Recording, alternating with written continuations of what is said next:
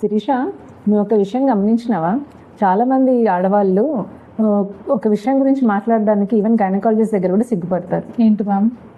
వాళ్ళు తగ్గినప్పుడు కానీ తుమ్మినప్పుడు కానీ యూరిన్ లీక్ అవ్వడము, ఫ్రీక్వెంట్గా వాష్రూమ్కి వెళ్ళాల్సి రావడము, లేదా కింద యోని ద్వారం నుంచి ఏదో గర్భసంచి జారినట్టుగా ఫీల్ అవ్వడము, ఇవన్నీ విషయాలు ఈవెన్ రెగ్యులర్ గైనకాలజిస్ట్ కూడా చెప్పడానికి ఇబ్బంది పడతారు.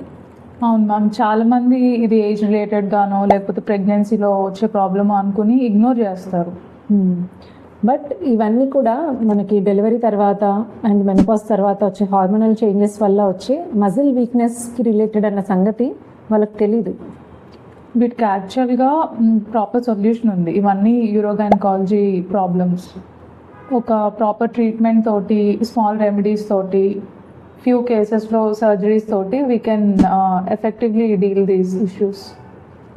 సో లేడీస్, ఈరోజు ఇంటర్నేషనల్ యూరోగైనకాలజీ అవేర్నెస్ డే. సో ఈ సందర్భంగా మీరందరూ మీకున్నటువంటి issues like urine leakage problems, లేదా కింద నుంచి ఏదైనా జారుతున్నట్టు అనిపించడము, యూరిన్ ఇన్ఫెక్షన్ ప్రాబ్లమ్స్కి మీ యూరోగైనకాలజిస్ట్ని కన్సల్ట్ అవ్వండి.